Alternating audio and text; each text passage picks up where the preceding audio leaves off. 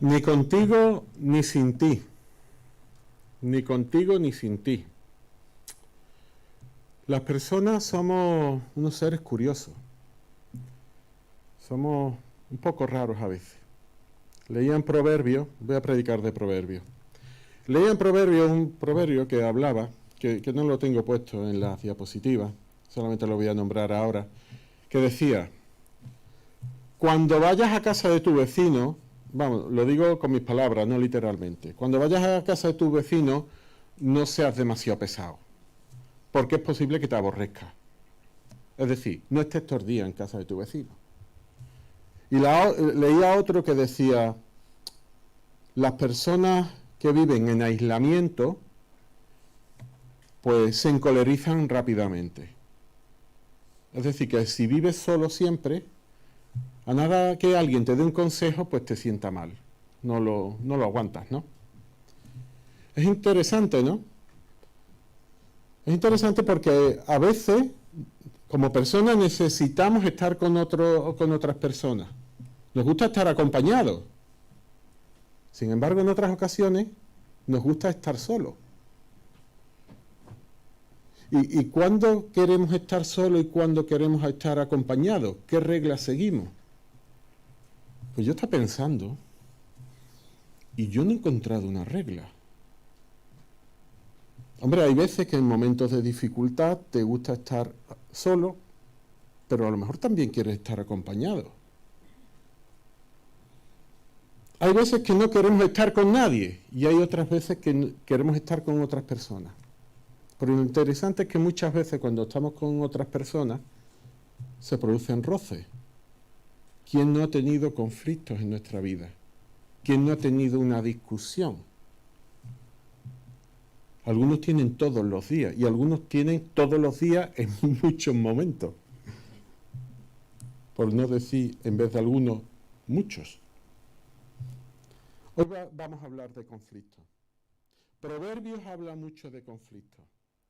Y no es mi intención en el día de hoy hablar todo lo que dice Proverbios sobre los conflictos, porque es demasiado. Me voy a enfocar simplemente en un par de facetas sobre los conflictos que habla Proverbios. Vamos a empezar con el primero. Empezamos con conflictos de comunicación. Os voy a contar una fábula antes de empezar con esa diapositiva.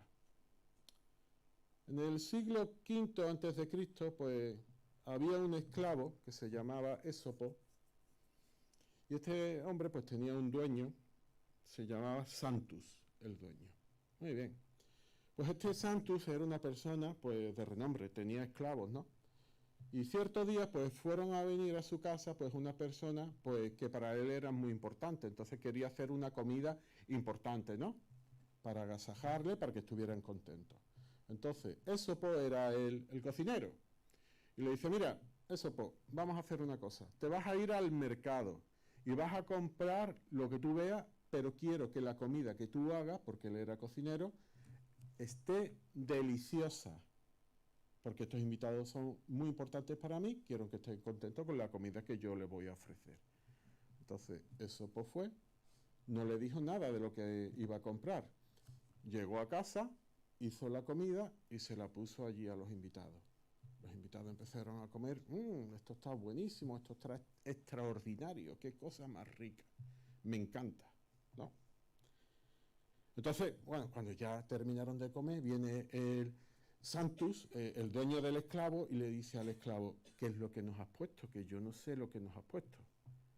Y dice eso: pues mira, he puesto de comer lengua. A alguien le puede chocar, a mí me choca porque yo nunca he probado la lengua y esto de que pueda estar buena pues no entra dentro de mi concepción. Pero bueno, la fábula es así. Entonces dijo Ésopo: me pediste lo mejor y traje lengua. La lengua es el fundamento de la filosofía y de las ciencias, el órgano de la verdad y de la razón. Con la lengua se instruye, se construyen las ciudades y las civilizaciones, se persuade y se dialoga. Con la lengua se canta, con la lengua se reza Se declara el amor y la paz. ¿Qué otra cosa puede haber mejor que la lengua? Pues estupendo. Hemos comido lengua, estaba exquisita. Muy bien. Pues unos días más tarde van a venir a casa del dueño de Santus otros invitados, pero estos ya no eran tan agradables. Estos ya como que venían por compromiso y si era posible que no vinieran más, mejor. Entonces coge el dueño y le dice a Ésopo, mira, vas a ir al mercado y vas a comprar la peor comida que se te ocurra. Entonces va Ésopo y va al mercado y compra pues los ingredientes para hacer otra comida. Entonces empiezan a preparar la comida, empiezan a comerla. Uf, qué cosa más mala, esto no se puede tragar. Como Mr. Bean allí tirando la comida debajo de las macetas. En fin, aquello estuvo malísimo. Los invitados dijeron, aquí ya no volveremos más. Sí, está muy buena, pero ya no... En fin. Y cuando terminan de comer, va este hombre a eso, pues le dice, mira, qué porquería nos has puesto, porque esto no había quien se lo comiera. Y le dice, pues mira, te voy a decir lo que he puesto. Lengua. Dice, ¿otra vez lengua? Y dice Ésopo, la lengua es la madre de todos los pleitos y discusiones, el origen de las separaciones y de las guerras. Con la lengua se miente, con la lengua se calumnia, con la lengua se insulta, con la lengua se rompen las amistades. Es el órgano de la blasfemia y de la impiedad. No hay nada peor que la lengua. La lengua es un arma de doble filo. ¿Cuál prefieres? Muy bien, pues hoy vamos a hablar de la lengua. ¿Por qué? Pues porque el proverbio habla mucho sobre esto. Muy bien, sobre la comunicación. Y como hemos visto en esta fábula que me ha servido para ilustrar pues este pensamiento, las palabras tienen poder. Y pensaba simplemente en mi oposición. Yo tengo ahora plaza de funcionarios, digo ahora porque llevo poco tiempo. ¿Por qué? Pues simplemente porque en un examen puse unas palabras. Si hubiera puesto otras distintas, igual no había aprobado. Las palabras tienen mucho poder. Imagínate que alguien te dice, no te quiero. ¿Cómo te sentirías si es una persona cercana? Tienen poder. Poder de construir cosas, poder de destruir cosas. Imaginaos las palabras de Hitler, qué repercusión tuvieron. ¿Cuántos millones de muertos causaron? Simplemente por unas palabras. Las palabras tienen poder. Dice Proverbios 18, 21, como tenéis ahí. Muerte y vida están en el poder de la lengua, y los que la aman comerán de su fruto. ¿Qué amas? ¿La muerte de las palabras o la vida de las palabras?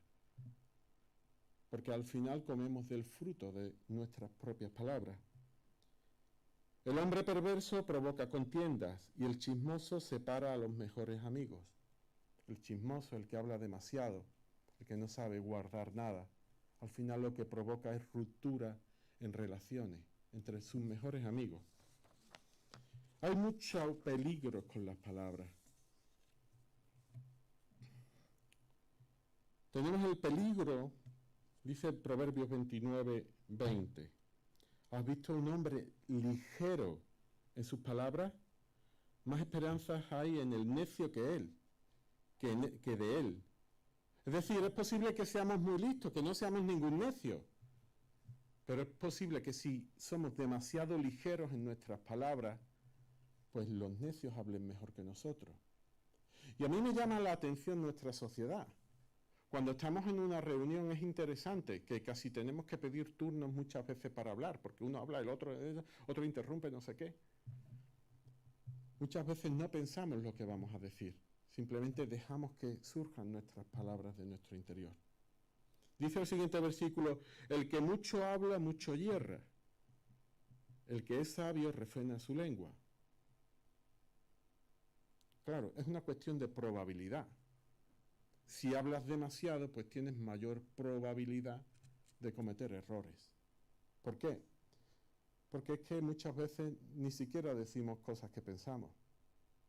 En otras veces, pues simplemente hay malentendidos. De lo que nosotros decimos, un 50%, lo que se entiende, es lo que nosotros decimos. Y otro 50% es que lo que la persona percibe que hemos dicho. Que a lo mejor nosotros no lo hemos dicho, o no era nuestra intención decirlo.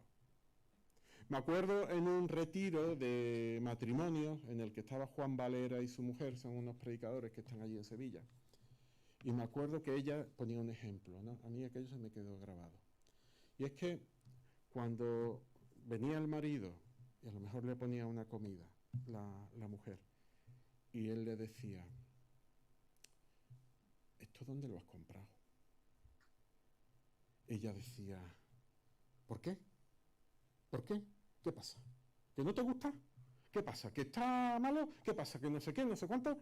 Y empezaba a buscar 1000 motivos de por qué el marido había preguntado, ¿esto dónde lo has comprado? Y él lo que quería saber simplemente era dónde lo había comprado. No había dicho otra cosa. Sin embargo, ella había percibido que aquello estaba malo, que no se lo podía comer y qué pasaba con aquello. No sé si os pasa a vosotros, a mí sí me pasa. El que mucho habla, mucho yerra, y el que es sabio refrena su lengua. Otro motivo de problemas son las bromas. Yo cada día soy menos bromista. Yo antes era más bromista, pero cada día soy menos bromista. No sé si estaré madurando o no sé lo que será. Dice Proverbios 26, 18, 19, como loco que dispara mortíferas flechas encendidas es quien engaña a su amigo y explica tan solo estaba bromeando. Cuidado con las bromas, porque también pueden ser fuentes de conflicto. Es muy corriente hacer bromas de otra persona y menospreciarla, aunque a nosotros no nos lo parezca. Pero al que están bromeando de él, pues posiblemente su percepción sea distinta. Las palabras pueden hacer daño. Más problemas con las palabras. En toda labor hay fruto, pero la charlatanería solo trae indigencia. No sé si os ha pasado, pero a mí me ha pasado. Quiero hacer esto, quiero hacer lo otro, voy a hacer esto, voy a hacer lo otro. Esto se hace así, ¿no? Cuando le dice a alguien, esto se hace así y tienes que hacer esto y lo otro. Pero yo no lo hago. ¿No? Hay veces que no puedo hacerlo. ¿Hasta qué punto tenemos la obligación de hacer cosas cuando las estamos diciendo? ¿Hasta qué punto tenemos que saberlo? Podemos hablar muchas cosas pero no hacer nada. Podemos tener 1000 proyectos pero al final no llevarlos a cabo. Podemos empezar 1000 cosas pero al final no terminar nada. ¿Qué valor tienen nuestras palabras? Ninguna. Al final nos convertimos en puros charlatanes, que hablamos mucho pero hacemos poco. Fijaos el siguiente versículo. Al que le gusta pecar, le gusta pelear. El que abre mucho la boca, busca que se la rompa. A veces, no sé, cuando uno enciende la tele, en ocasiones solamente ve programas, sobre todo en ciertas cadenas, que están todo el día peleando, todo el día discutiendo. Parece que da gusto ver a la gente discutir. Parece que da gusto estar peleándose siempre, discutiendo siempre. ¿Hasta qué punto eso puede ser placentero para nosotros? Porque el proverbio es interesante. El que abre mucho la boca al final lo que buscan es que se la rompan. ese placer por la discusión no nos lleva a ningún sitio. Evidentemente hay veces que hay que discutir, pero una cosa es cuando es necesario y otra cosa es recrearse en las discusiones.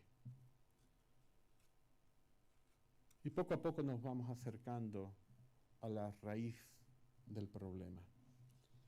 El odio despierta rencillas, pero el amor cubrirá todas las faltas, o multitud de faltas, como dicen otras versiones.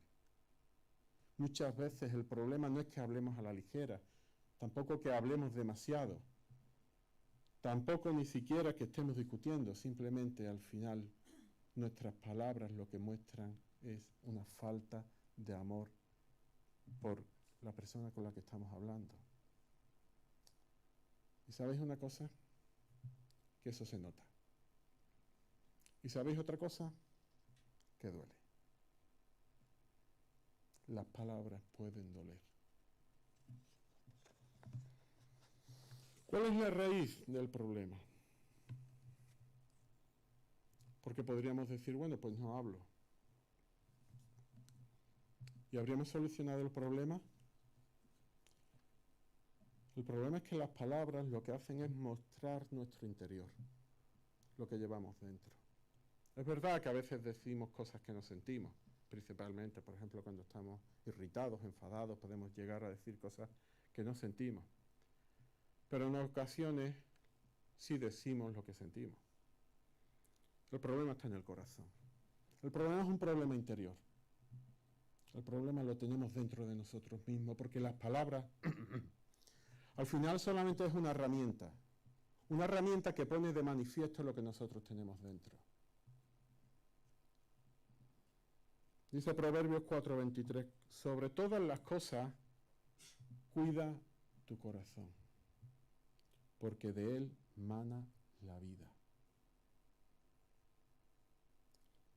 La Biblia, cuando habla del corazón, no habla solo del órgano que tenemos, que late y por el que funciona nuestra circulación sanguínea.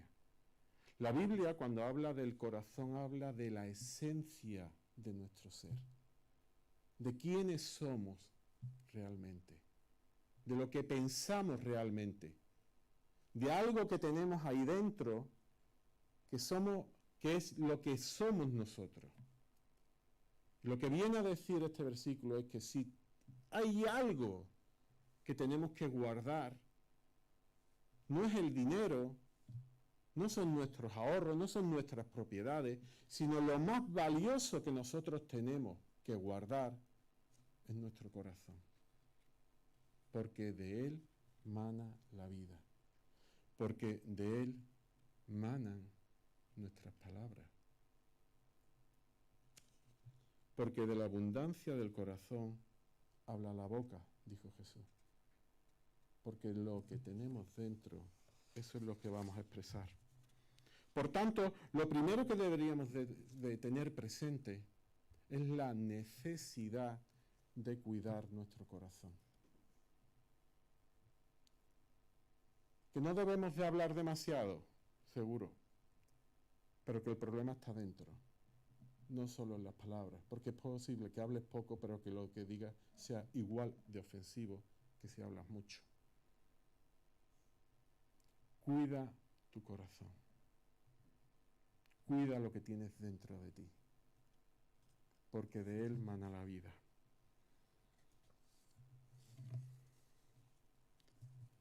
Selecciona lo que entra dentro de tu corazón. Dice Efesios 1, 18-19, mi oración es que los ojos de vuestro corazón sean iluminados, para que tengáis una esperanza, para que tengáis una herencia incorruptible, para que podáis ver cuál es el grandioso poder de nuestro Señor Jesucristo. Necesitamos que los ojos de nuestro corazón se iluminen. Es como si esa parte interior nuestra estuviera a oscuras. Y necesitamos una obra sobrenatural que sea la que la ilumine. Y evidentemente esa obra creemos que la hace el Espíritu Santo a través de la conversión, aceptando la muerte en la cruz de Jesús por nosotros. Queremos evitar conflictos. Debemos de saber que el mayor conflicto que nosotros tenemos no es con nuestro prójimo, sino es con Dios. Queremos ir a la raíz del problema. No basta con callarte y pensar lo que vas a decir, tienes que ir más adentro. Tiene que haber una regeneración interior, tiene que haber una regeneración de tu corazón, para que las palabras que tú digas broten del amor de Cristo y no de nuestros propios deseos. Mi oración es que los ojos de vuestro corazón sean iluminados. Y se lo estaba diciendo a personas que eran de una iglesia, a personas que eran creyentes. ¿Por qué? Porque esta iluminación no es algo que sucede una vez cuando te conviertes, sino es algo que se produce de forma continua. Porque esta iluminación es como una luz que hay que mantener encendida. No es una vez, sino es continua. Dice Proverbios 1:20, la sabiduría clama en la calle, en las plazas alza su voz, clama en las esquinas de las calles concurridas, a la entrada de las puertas de la ciudad pronuncia sus discursos. Y la cuestión aquí es hasta qué punto nosotros vamos a escuchar a esta sabiduría. Hasta qué punto nosotros cuando tenemos problemas tomamos como referencia la sabiduría de Dios. Hasta qué punto nosotros cuando tenemos conflictos nos basamos en nuestros propios deseos, en nuestros propios sentimientos, o echamos manos de la sabiduría de Dios. Selecciona lo que entra en tu corazón. No permitas que entre cualquier cosa. Guarda tu corazón.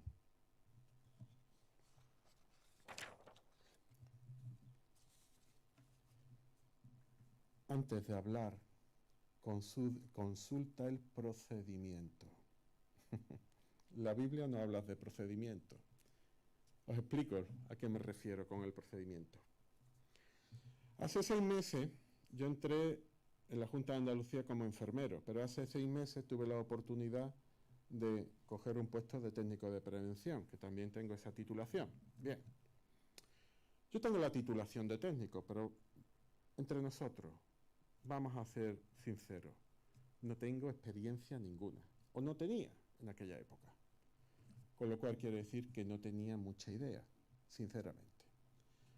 Entonces, la persona que me dejaba el puesto, le digo, mira, ¿tú qué haces en esta situación? Porque claro, ante mi impericia, pues yo lo único que puedo hacer es preguntar. Entonces me dice, mira, tú no te preocupes, te voy a decir un truco que te va a servir para manejarte en este puesto de trabajo. La Junta de Andalucía este puesto lo tiene todo protocolarizado. Para todo tienes un procedimiento. Claro, había 20 procedimientos. Yo como voy a estudiar, cada procedimiento tendría 40, 50, 60 páginas. Yo como voy a estudiar eso y de repente voy a empezar a trabajar. Y me dice, mira, yo lo que hago es que llevo una libretita. Entonces, cuando alguien me viene y me pregunta algo de lo cual no tengo ni idea, saco mi libretita, me lo apunto y le digo, no te preocupes, déjame tu teléfono, me apunto el teléfono, lo voy a mirar y te lo digo. Muy bien. Efectivamente yo tomé nota del consejo. Tal es así que hace 4 días, y llevo ya 6 meses, hace 4 días me llamó una trabajadora y me dice, oye, ¿cómo hago esto? Digo, mira, no te preocupes, dame tu teléfono y te llamo ahora mismo y te lo explico. Cojo el teléfono, lo miro en el procedimiento que viene todo perfectamente explicado y llamo y quedo como un rey. Muy bien, poco a poco te vas aprendiendo el procedimiento, evidentemente. Antes de hablar, consulta el procedimiento. Antes de hablar, piensa lo que vas a decir. Que no digas lo primero que se te venga a la mente y que sea algo pues inadecuado. Dice Proverbios 15:28, el corazón del justo medita sus respuestas, pero la boca del malvado rebosa de maldad. Medita lo que vas a decir. Sobre todo, hay veces que a lo mejor en conversaciones habituales pues puede ser que no te dé tiempo a meditarlo. Pero cuando tienes una reunión importante, cuando tienes algo importante, prepáratelo. Ve al procedimiento. ¿Cuál es el procedimiento? Pues lo que Dios nos ha dicho. Lo que Dios nos ha mostrado. Jesús lo resumió. Prácticamente está todo aquí. Pero Jesús lo resumió en 2 frases. Amarás al Señor ante todas las cosas y al prójimo como a ti mismo. Antes de hablar, piensa en los sentimientos de la otra persona. Piensa en las necesidades de la otra persona, no solamente en las tuyas. Ten en cuenta al prójimo, al otro. Muy bien. Pues terminamos con la comunicación. Y nos vamos ahora con otro motivo de conflicto, que se llama compromiso. Bien, ¿qué es el compromiso? Donde dije digo Diego. Me cuesta trabajo hasta decirlo. Muy bien. Es un refrán español, pues simplemente hace referencia a que en ocasiones pues cambiamos nuestras afirmaciones. ¿Por qué? Pues porque nos interesa. ¿No? Cuando yo era pequeño, me iba con mi abuelo era ganadero y hacía tratos era corredor de animales, de becerros y tal. Yo disfrutaba con los tratos que le hacía. Yo para los tratos soy muy malo. Yo normalmente se lo digo a mi mujer. Pero yo disfrutaba con los tratos que hacía mi abuelo. Empezaban allí a pelearse, pues yo te doy tanto, ¿cómo me vas a dar eso? No sé qué. Al final llegaban a un acuerdo y se daban la mano. No había nada firmado. En aquella época, allí no había nada firmado. Pero aquello era un compromiso. Y aquello no se rompía. ¿Cómo han cambiado los tiempos, no? Ahora todo tiene que estar firmado. Incluso firma digital en ocasiones.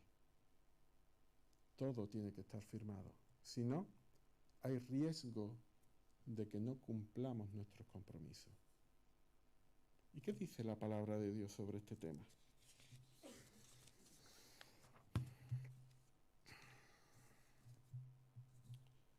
Dice Proverbios 6, versículos 1 al 3. Hijo mío, si has salido fiador de tu vecino, si has hecho tratos para responder por otro, si verbalmente te has comprometido, enredándote con tus propias palabras, y no estamos hablando de temas por escrito, entonces has caído en manos de tu prójimo. Si quieres librarte, hijo mío, este es el camino. Ve corriendo y humíllate ante él, procura deshacer tu compromiso. Hay compromisos que se pueden deshacer. Y lo que nos dice estos versículos es que en el caso que nos arrepintamos del compromiso que hemos adquirido, pues que pidamos misericordia, prácticamente. Que vayamos a esa persona para que tenga compasión de nosotros y rompa el compromiso. Porque si es por nosotros, no deberíamos de romperlo. Dice el Salmo 15:4, hablando de las personas que habitarán en el tabernáculo, pero honra al que teme al Señor, que cumple lo prometido, aunque salga perjudicado. Porque cuando nos comprometemos con algo, debemos de cumplirlo. Y esto es causa de conflictos. Y es una causa de conflicto sangrante en nuestra sociedad. Fijaos lo que dice Proverbios 2:17. Está hablando de una mujer que se interpone en un matrimonio, que olvidándose de su pacto con Dios, abandona al compañero de su juventud. Posiblemente el compromiso más importante que nosotros podemos tener sea el matrimonio. ¿Cuántos matrimonios se rompen hoy día? Es sangrante. ¿Por qué se rompen los matrimonios? Evidentemente, es porque Dios no está en ellos. Pero lo interesante es que en personas creyentes, en ocasiones también se rompen. Para mí es llamativo ver las condiciones en las que nuestra sociedad nos anima a que nos casemos. Tengo varios compañeros y cuando hablo con ellos, pues es posible que tengan dos coches, uno es del marido, el otro es de la mujer. No pueden coger uno el coche del otro, porque a no ser que se lo pidan, pero no lo tienen compartido. No tienen compartido tampoco lo que ganan, sino que cada uno va a una cuenta. Cada uno tiene contabilizado lo que entrega en la cuenta de la hipoteca. Por supuesto, tienen partición de bienes, es lo que estoy explicando. Ahora, cuando Dios en Génesis habló del matrimonio, es interesante que dijo, dejará el hombre a su padre y a su madre, se unirá con su mujer y serán uno. ¿Qué significa esta unidad? ¿Significa que te vas al matrimonio previendo que aquello se va a romper? Para mí la clave está en la conquista de México. Y diréis, ¿qué tiene que ver esto ahora? La clave está en la conquista de México. Cuando Hernán Cortés se va a México, yo no voy a entrar si Hernán Cortés fue muy bueno o muy malo. Yo ahí no entro, eso lo dejo a los historiadores. No voy a entrar en esa historia. Yo voy a entrar en un detalle en concreto que creo que es significativo y es un ejemplo para nuestras vidas. Cuando Hernán Cortés se va a México, se va, creo que fueron con 5 barcos. No sé si iría con 100, 200, 300 hombres. A conquistar México, que puede ser de grande, no sé, como España y Francia. ¿Cuántos indígenas vivían allí? Pues miles, no sé si decenas o centenares de miles. ¿Cómo conquistas tú un país con unos cientos? Bueno, él tenía su plan. Llega a la bahía de Veracruz con los 5 barcos y le dice a la tropa, venga, a tierra. Y cuando están todos en tierra, ¿sabéis lo que hace? Le mete fuego a los barcos. Ahí no había posibilidad de arrepentirse. Quemó las naves. ¿Por qué? Porque él sabía que en el futuro iban a venir problemas. Él sabía que los problemas no iban a ser ninguna tontería, sino que iban a ser muy serios. Y él sabía que los soldados que estaban allí, tarde o temprano, iban a echar de menos España. Y él sabía que si dejaba los barcos, muchos de ellos, si no todos, o no sabemos cuántos, iban a intentar volver a España. Y anula la posibilidad de volver a España. Ahí hay una opción, que es seguir adelante. Vendrán problemas, habrá que enfrentar los problemas. Pero aquí no hay vuelta atrás. El matrimonio para mí es eso. Y creo que es el concepto bíblico. Cuando tú dejas a tu padre y tu madre y tú te unes con tu esposa o con tu marido, te vayas a creer que va a ser todo estupendo. No. La herencia de tu padre y tu madre y tu propia herencia y tus propios deseos los llevas y ahora entran en contacto con el de tu cónyuge. ¿Y sabes lo que pasa? Pues que hay roce.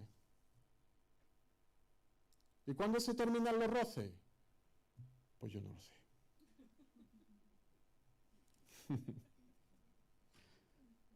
Yo no lo sé. Ayer hice 15 años de casado y de vez en cuando hay roces. Los roces no se acaban. A lo mejor te adaptas y a lo mejor hay menos. No digo que no. Pero me da la impresión que los roces no se acaban. Pero fijad lo que dice el versículo. Olvidándose de su pacto con Dios, abandona al compañero de su juventud. Es decir, es una persona que ha buscado un compañero y se casa. ¿Y con quién hace el pacto? Bueno, podríamos decir, pues ha hecho el pacto con el compañero, con la compañera. Cuidado, haces un pacto con tu compañero y con tu compañera, pero estás haciendo un pacto con Dios.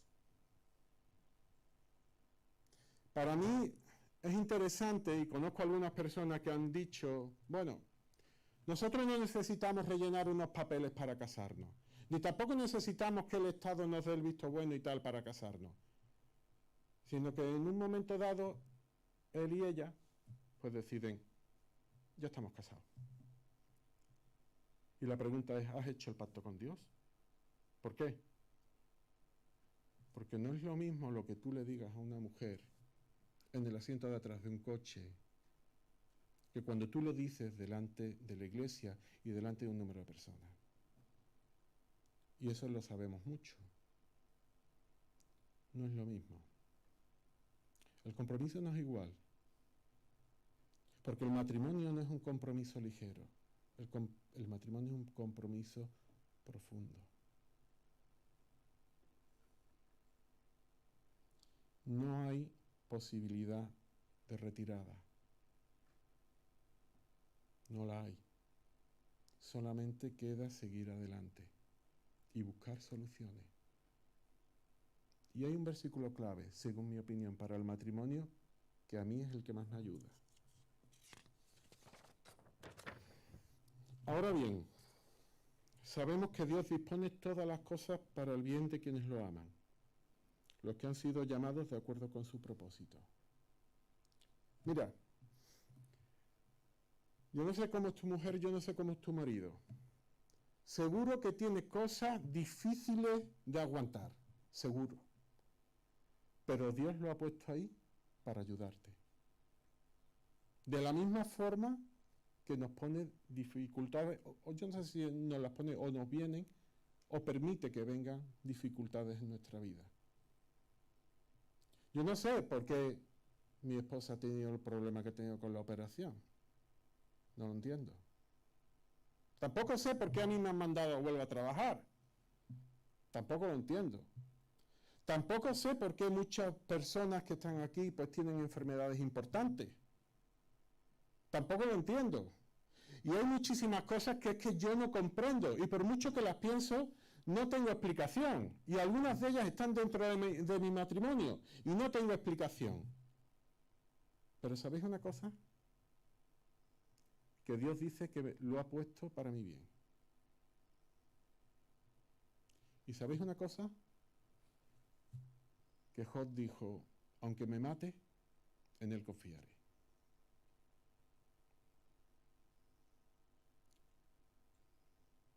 Yo no veo otra opción.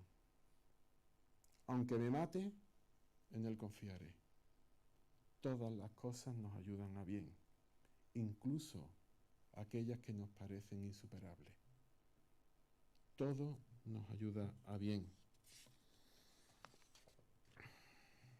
¿Qué hacemos con los conflictos? He dado unos matices. El tema es muy profundo y yo en este tiempo tampoco puedo entrar mucho más en detalle. Pues una serie de consideraciones para terminar. Proverbios 19:11. El buen juicio hace al hombre paciente. Su gloria es pasar por alto la ofensa. ¿Merece la pena pelearse por eso? Me acuerdo, creo que lo compartí aquí una vez en la iglesia. Una vez me peleé con mi hermano, con uno de mis hermanos. ¿Sabes cuál fue el motivo? Una almohada para apoyar la cabeza en la playa. Y por esa tontería me peleé con mi hermano. ¿Cuántas veces discutimos sin motivo? Porque tú has dicho, porque no sé qué, entramos en una escalada que ya no tiene nada que ver con el origen de la discusión.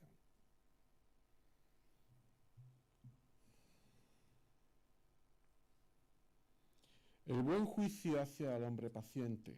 Su gloria es pasar por alto la ofensa. Debemos de seleccionar si merece la pena pelearse por algunos conflictos. Algunos hay que entrar en batalla, otros no merece la pena. Consecuencias, Proverbios 17:14. Iniciar una pelea es romper una presa. Vale más retirarse que comenzarla. A veces pensamos, bueno, rompo mi matrimonio y cada uno va a estar mejor, cada uno va a estar... ¿Y qué consecuencias vamos a tener? Una presa empieza con una grieta, pero cuando se destroza el agua mata a miles de personas. Imaginaos que se rompe la presa que está en Málaga, no sé si es la de... no me acuerdo cómo se llama. La del Limonero. ¿Hasta dónde llegaría el agua? Yo no sé si Putin era consciente cuando ha empezado la invasión de Ucrania de las consecuencias, porque según dicen, él tenía planificado conquistar Ucrania en 2 días y llevan 3 meses. ¿Cuántos muertos ha habido en cada bando? ¿Qué consecuencias hay cuando comenzamos un conflicto? ¿Hasta dónde llegarán? ¿Somos conscientes? Autocrítica, Proverbios 16, 1 a 2. A cada uno le parece correcto su proceder, pero el Señor juzga los motivos. Cada uno tenemos una opinión, cada uno tenemos un punto de vista, pero cuidado, hay un punto de vista correcto y es el de Dios. Cada uno le parece correcto su proceder.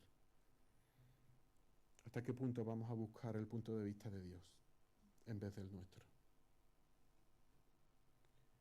Y por último, y crucial en la resolución de conflictos, el perdón. Proverbios 17:9. El que perdona la ofensa cultiva el amor, el que insiste en la ofensa divide a los amigos. No voy a extenderme mucho en el perdón, sería otro tema para varias predicaciones, solamente unos matices. Tenemos el llamamiento a perdonar como Cristo nos perdona a nosotros. Y yo me pregunto, ¿cómo nos perdonó Cristo a nosotros? Bueno, veo 2 aspectos en su perdón.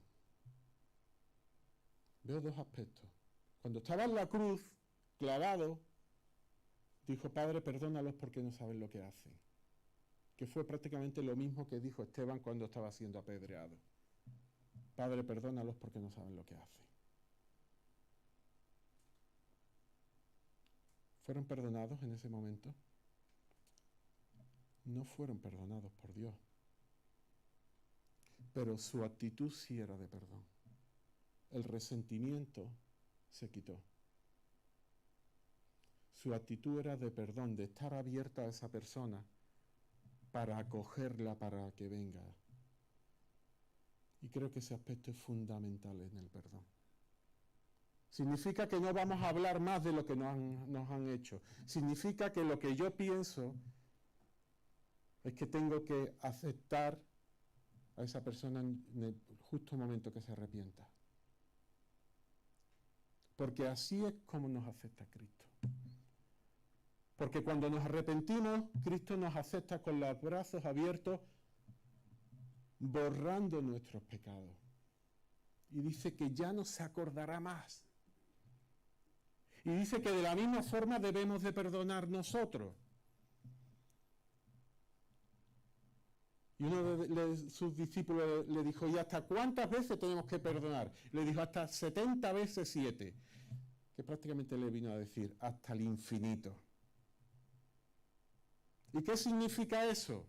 Pues que cuando una persona nos hace algo y se arrepiente, y vemos que se ha arrepentido, y luego nos hace otra vez el mismo pecado, pues ¿sabéis lo que tenemos que hacer? Perdonarlo. Lo que tenemos que hacer es borrarlo. En ocasiones lo que decimos es, ya van 2, ya me lo has hecho 2 veces. Si Cristo nos dijera eso a nosotros, ¿cuántas veces nos diría? ¿Cuántas veces has caído en lo mismo? Esta es mi oración para hoy. Que el Señor nos ayude a vivir ni sin ti, ni contigo todo el tiempo apretado, sino cada uno en su sitio. Amén.